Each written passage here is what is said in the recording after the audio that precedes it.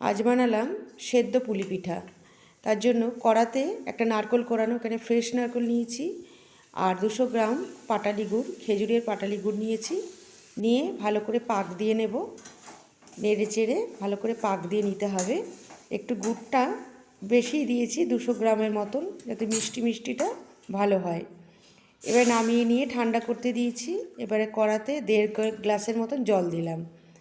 এবারে স্বাদ অনুযায়ী নুন দিয়ে দিলাম।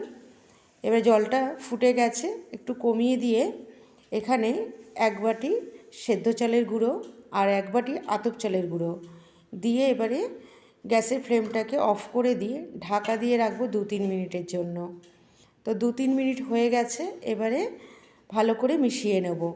এবারে মেখে নিতে হবে, ভালো করে মিশিয়ে নেব। আর কিন্তু কোনো রকম জল দেয়া যাবে না, এতেই আমার পুরো ডোটা মাখা হয়ে যাবে।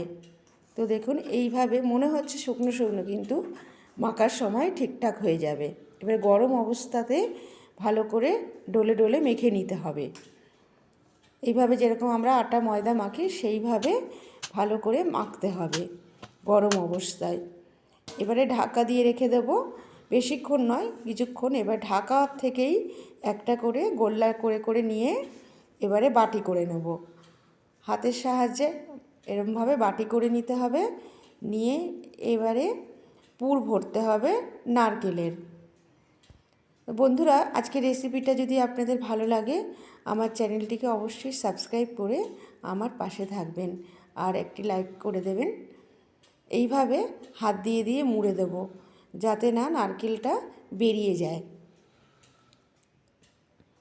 এইভাবে মুড়ে দিতে হবে। এবারে যে যেরকম ডিজাইন করতে পারে সে সেরকম করবে, কিন্তু আমরা ছোটোবেলা থেকে মায়েদেরকে এইভাবেই করতে দেখেছি। তো হয়ে গেল একটা। তো আর একটা আমি করছি। করাটা খুবই সহজ, আর আতপ চাল সেদ্ধ চাল মিশিয়ে করলে কিন্তু ভীষণই নরম হয়, আর খেতেও কিন্তু অসাধারণ সুন্দর হয় খেতে।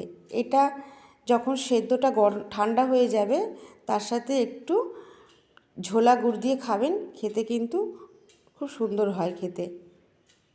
বিশেষ করে বাসিটা খেতে তো খুবই ভালো লাগে। এবারে সব কটা হয়ে গেছে।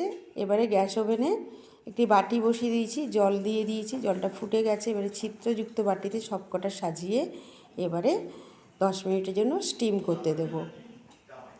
10 মিনিট পরে খুলে দেখাচ্ছি। দেখুন 10 মিনিট হয়ে গেছে। এবারে নামিয়ে ঠান্ডা করে নেব। তো বন্ধুরা, এইভাবে বানিয়ে খান, খুবই ভালো হয় খেতে।